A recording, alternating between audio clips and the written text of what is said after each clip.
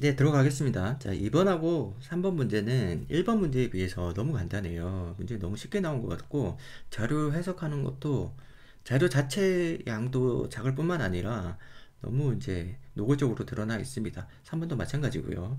자, 그래서 2번, 3번은 같이 설명을 하겠습니다. 자, 2번 문제 볼게요. 논제 보시면은 사례 1과 사례 2에서 각각 제시된 두 국가 A, B의 자료를 해석하고, 그리고 이제 심표 있으니까 나눠봅시다. 그 다음에 각 사례가 문제 1에 어느 입장을 지지하는지를 설명하시오 라고 했습니다.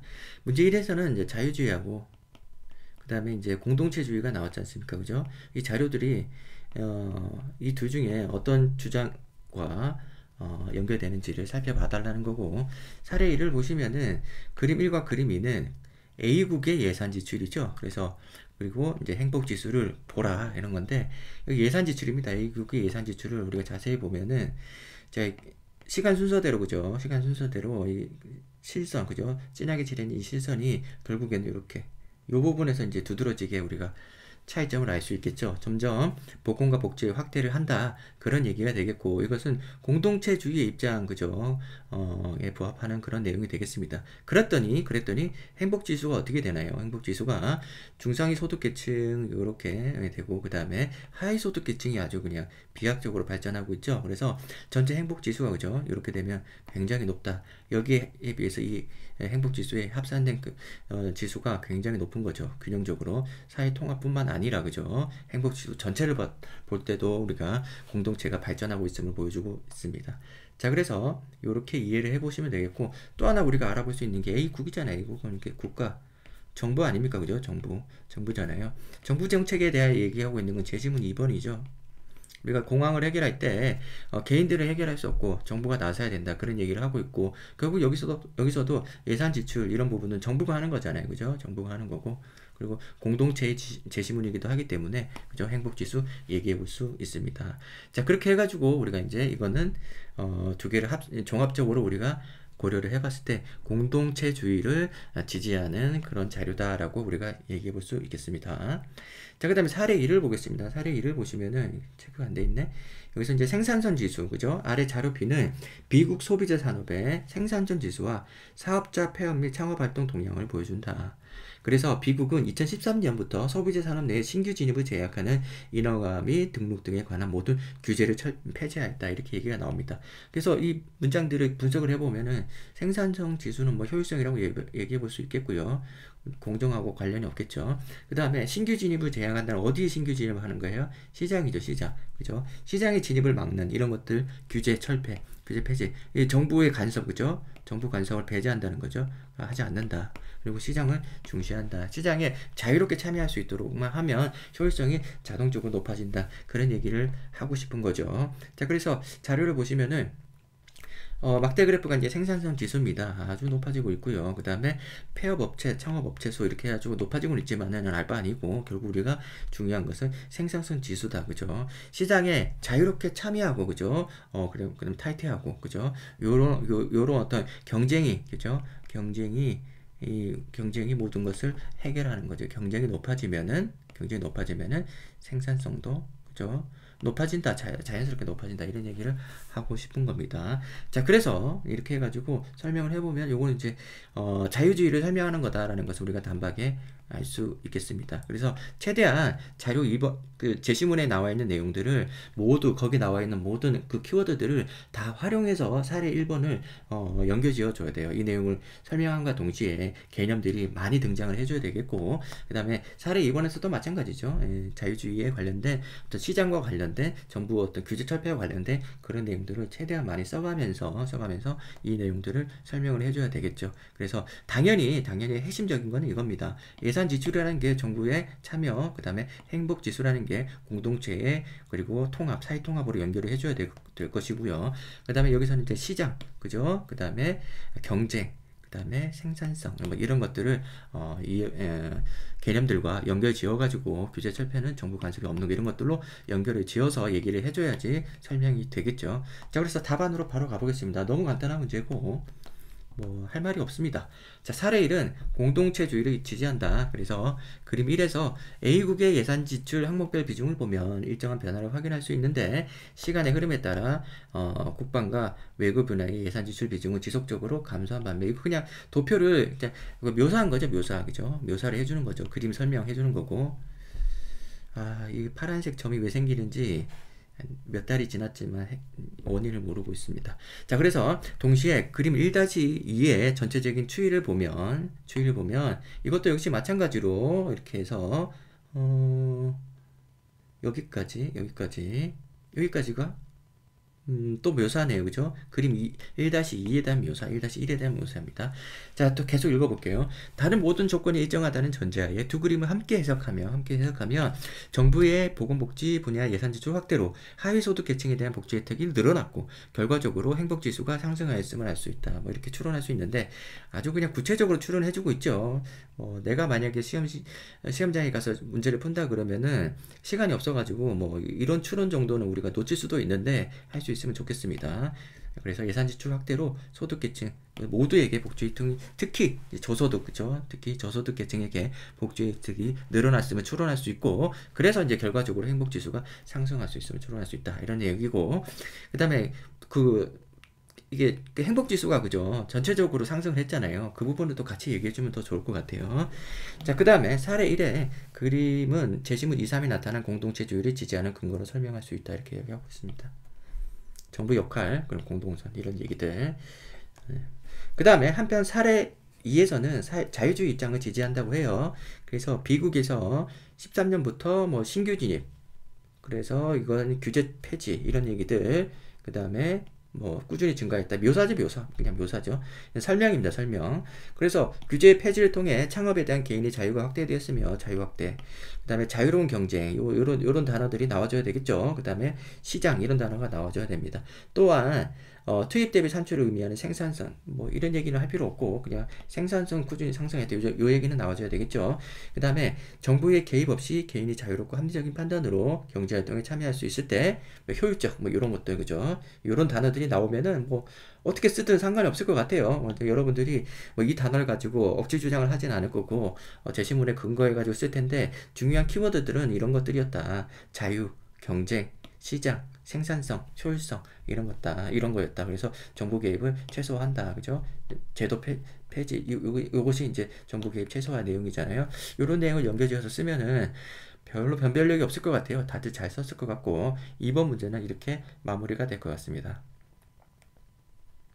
자, 그래서 이제 3번으로 바로 넘어갈게요. 3번도 똑같아요. 똑같은 문제 왜 이렇게 되는지 모르겠는데 자, 3번 볼게요.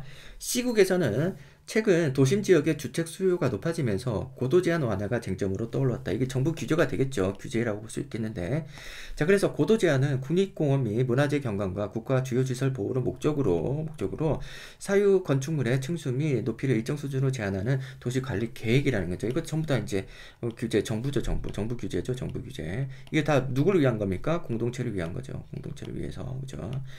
정부가 잘 살자고 하는 거죠. 혼자 뭐 세금 많이 걷자고 하는 거 아니죠. 공동체를 위한 규제인데 자, 도심 고도 제한 완화에 대한 찬성 또는 반대 입장을 밝히고 문제 1의 제시문과 문제 2의 사례를 활용하여 입장을 전달하시오. 그러니까 1에 나와 있는 두 가지 입장 있잖아요. 자유주의와 그리고 공동체주의가 있을 텐데 요 문제 2번에서 나와 있는 이런 어떤 자료들 있죠. 아이고 너무 멀어가지고 잠깐만요. 여기 나와 있는 이런 자료들 있죠. 이 자료들도 같이 써줘야 돼요. 연결될 수 있는 입장을 선택해야 됩니다. 그래서 자료를 보고 내가 쓸 수 있는 내용이 최대한 자료를 많이 활용하는 것이고 만약에 활용하지 못한다 하면은 못하는 입장은 내가 거기에 심정적으로 동의한다 하더라도 그런 답안을 쓰면 안 되고 최대한 근거를 많이 댈 수 있는 거죠. 문제 1의 제시문과 문제 2의 사례 그죠? 도표 자료 이런 것들을 활용을 많이 할 수 있는 입장으로 글을 써야 되고 첫 번째로는 이제 우리가 개요를 살펴본다 그러면 주장을 먼저 해줘요. 1단계 주장을 해주고 내 주장이 뭐냐 자유주의냐 공동체주의냐 이 주장을 해주고 두 번째는 반론이 있을 수 있겠죠. 예상되는 반론이 있겠죠. 예상되는 상대방의 입장에서 한번 반론을 해주고, 세 번째는 여기다가 이제 재반론을 해주는 식으로 글을 써줘야 되기 때문에, 만약에 내가 공동체 입장에서 글을 쓴다 그러면은 이 내용을 주장에다 다 때려박으면 안 되고요. 안 되고 일부 씁니다. 그냥 간단하게 쓰고 반론한 다음에 재반론해서 아주 그냥 풍부하게 써주는데, 주장에서 쓸 때도 재심으로 활용할 수도 있고, 그 다음에 재반론 쓸 때도 재심으로 활용할 수도 있습니다. 그리고 이제 자료도 여기서 쓸 수는 있긴 하겠지만은, 최대한 분배를 재반론해서, 그죠? 많이 써주는 게 좋긴 하겠죠? 여기서 쓰지 말라는 건 아니고, 이 반론했으면 재반론을 통해서 확실하게 설득을 하는, 그죠? 설득이 돼야 되기 때문에 많은 내용을 여기서 써야 되기 때문에 여기다가 많이 분배해 주는 것이 더 좋겠다라는 생각을 해봅니다. 자, 그래서 3번 문제 역시 어렵지 않습니다. 그죠? 까다로운 뭐 내용들은 없어요. 그냥 글짓기죠, 글짓기. 자, 그래서 이제 1번 한번 읽어보시면은 자유주의 입장에서 썼어요. 그래서 이걸 한번 분석을 해보겠습니다. 답안 보시면 이 점이 왜 생기는지 모르겠어요. 다시 말하지만. 읽어보겠습니다. C국의 고도 제한이 완화되어 건축물의 층수 및 높이를 기존보다 높일 수 있게 되면 건축물 소유자와 도심 지역 주식을 소유하기 원하는 시민들의 자유가 확대된다. 그래서 자유, 그죠? 자유를 해석하고 있어요. 그래서 뭐 그렇다는 거죠. 그래서 고도 제한을 완화해 줘야 된다. 그래야지 자유가 확대된다. 이런 얘기를 하고 있고요. 그리고 개인의 자유와 권리가 최대한 보장될 때 이렇게 쓰고 있죠. 제시문 4와 사례 2에 제시한 바와 같이 개인의 이익은 물론 개인의 이익뿐만 아니라 사회 전체의 이익도 구현될 수 있다. 이건 제시문 4번이죠. 그죠? 그죠? 4번이고 사례 2에서도 그랬나? 사례 2에서 그렇죠. 생산성 확대인데 이거는 공동체 전체의 문제라고 보기는 조금 그렇긴 해요. 하지만 뭐 그렇게 해석하면 나름의 또 의의는 있겠죠. 사회 전체의 생산성이 높아진다고 얘기할 수도 있는 거니까 가능은 하다고 볼 수 있겠습니다. 그래서 4번과 2번을 통해 가지고 개인과 사회 모두 발전한다 이런 얘기 충분히 가능하고요.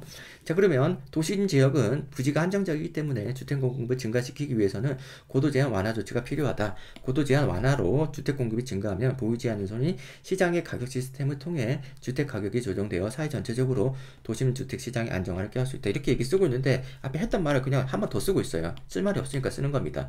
그대로 반복입니다. 그대로.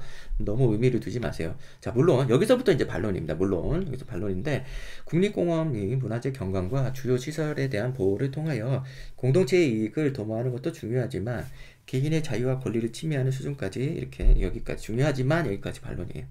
이제 반론을 간단하게 쓰고 있죠. 그래서 상대방 입장에서 한번 얘기를 해주고, 그 다음에 개인의 자유와 권리를 침해한 수준까지 국가가 개입하는 국가의 통제에서는 안 된다. 국가는 개인의 경제활동을 통해 이익을 추구하고 자유로운 경쟁이 이루어질 수 있도록 뭐 이렇게 최소한의 역할만 수행해야 한다. 이렇게 쓰고 있는데, 저 같으면 이렇게 쓰지 않고요. 이렇게 조금 분배를 해가지고 앞에서 그냥 자유가 개인의 자유가 중요하다. 그래서 자유가 확대돼야 된다라고 쓴 다음에 그 다음에 반론을 살짝 이 부분에 반론을 묻혀준 다음에 마지막에 아주 강하게 주장을 할 것 같아요. 그래서 이렇게 정부가 간섭하지 않고 개인에게만 맡겨두면 시장에서 저절로 질서를 만들어내고, 그 다음에 거기서 개인의 이익은 물론이고 사회 전체의 효율성, 생산성까지 모두 확대될 수 있으므로 정부가 여기서 끼어들 자리는 없다. 이런 얘기를 뒷부분에 왕창 써줄 것 같아요. 그래서 너무 앞부분에 많이 쓰지 않았나 이런 생각이 들긴 하는데, 이렇게 쓰든 아니면 선생님 얘기를 뭐 이렇게 참고해서 쓰든 뭐 어떻게 쓰든 상관없습니다. 자, 그래요. 그다음 2번 한번 볼게요. 2번에는 이제 공동체주의 두 번째 예시 답안인데, 고도 제한은 반대하는 거죠. 자, 그래서 C국에 이게 왜 생길까요? 아무것도 안 하고 보고만 있는데, 이제 C국의 도심 고도 제한 정책은 국립공원 및 문화재 경관과 주요 시설 보호하기 위한 것으로 공동체를 위한 정부의 역할일 것이다. 이렇게 해서 고도 제한이 무엇인지 어떤 뜻인지를 설명을 해주고 있어요. 공동체를. 그죠?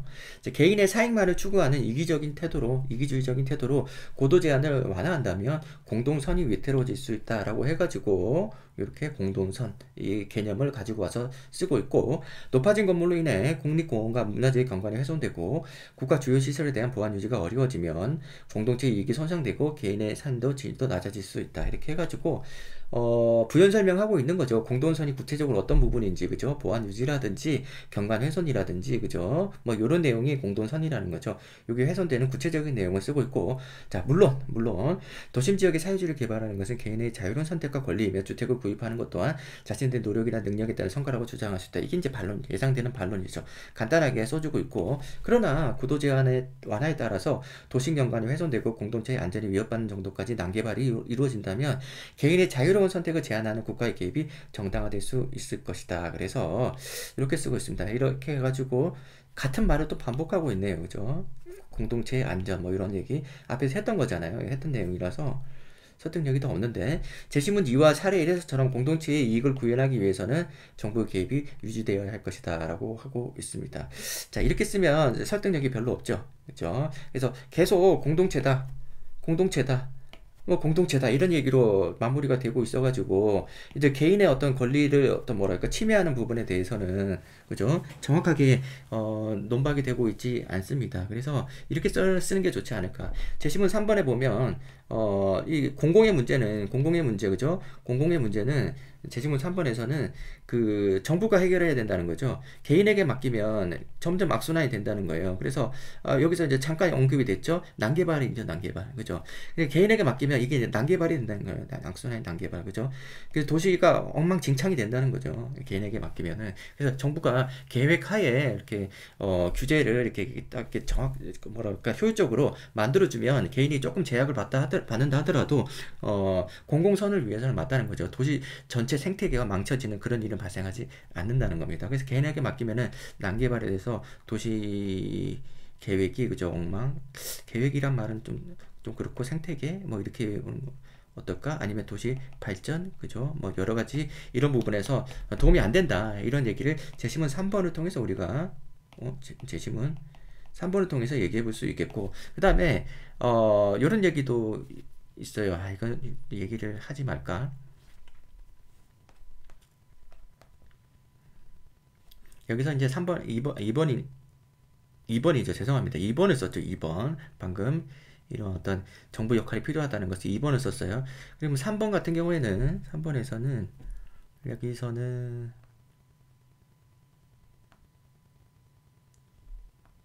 연대 얘기는데 여기서는 딱히 쓸 말이 없긴 하네요. 그죠? 여기서 쓸 말이 없고. 자, 사실 오히려, 시장주의에서 쓸 내용이 있는데 이거는 생략하겠습니다. 여러분한테 너무 수험생이 지금 단순히 문제 푸는 학생들에게 너무 많은 부담을 주는 것 같아서 성균관대 준비하는 학생들만 따로 들으세요 나중에. 자, 그렇습니다. 자, 이 정도 내용이 좀 나와줘야 제 반론으로서 의미가 있는 것 같은데, 지금 단순히 이제 공동체주의만 그 내용만 똑같이 반복하고 있으면은 적절하지 않은 것 같아요. 그 다음에 이제 사례 1의 공동체의 이익을 구현하기 위해서는, 사례 1은 무슨 내용인데요? 사례 1은 이런 내용 아닙니까? 그죠? 정부가 역할을 한다는 그런 내용인데, 이런 어떤 복지라든지, 그죠? 이런 내용인데 전혀 쓰이지 못하고 있어요. 둘 중에 하나죠. 문제를 잘못 냈거나 아니면은 답안을 잘못 썼거나 둘 중에 하나죠. 사례 1을 쓸 내용이 없다는 거예요. 근데 보건복지 얘기가 나오는데, 이 보건복지가 결국에 이제 고도 제한하고는 별 관련이 없어 보이니까 그죠? 그냥 이렇게 뭉쳐갖고 그냥 한 번에 쓰고 있는데 좋은 식의 답안은 아니죠. 이렇게 얼버무리는 거죠. 예. 나 제 사례 1번도 언급했어 이런 식으로 쓰고 있는데 사례 1번 내용은 전혀 나와 있지 않고 있습니다. 문제에 난점이 있는 거죠. 문제에서 좀 적용이 안 되니까 이런 부분이 발생하는 겁니다. 사례 1번을 활용하기 힘든 거죠. 그러니까 어떻게 하라고요? 이걸 쓰지 말라고요. 이렇게 쓰지 말라고요. 이걸 쓰라고요. 이거를. 그죠? 사례 2번에 개인의 이익, 물론 사회 전체 이익도 될 수 있다. 이런 얘기들, 요걸 쓰는 게 맞다는 거죠. 사례 2번 그림에서 보면 이렇게 효율성, 그죠? 생산성, 그죠? 개인에게 맡겨라. 그러면 도시의 어떤 집값, 그죠? 뭐 집값이라든지 건물값이라든지 뭐 이런 것들이 저절로 조정돼가지고 저절로 질서가 만들어질 것이다. 그게 가능하다는 거죠. 그래서 공동체주의를 쓰면 안 되고, 그죠? 무조건 자유주의를 써야 되는 당위성이 이런 데서 나옵니다. 사례 1번을 적용할 방법이 없다는 거예요. 이해되시죠? 그래서 이렇게 해서 2번과 3번을 한꺼번에 정리를 했습니다. 문제를 많이 풀어보시면서 답안을 많이 경험해 보는 게 좋을 것 같습니다. 특히 1번 같은 경우, 2번, 3번은 그렇다 치더라도 1번 같은 경우에는 제시문을 종합하는 어떤 그 뭐랄까 방법이 여러 가지가 있는데 각 그 기출문제마다 조금씩 달라요. 그것들을 한꺼번에 모아놓고 보는 게 좋겠습니다. 자, 그래요. 22년도 문제까지 모두 마쳤는데 그렇습니다. 수고가 많았습니다. 여기까지 할게요.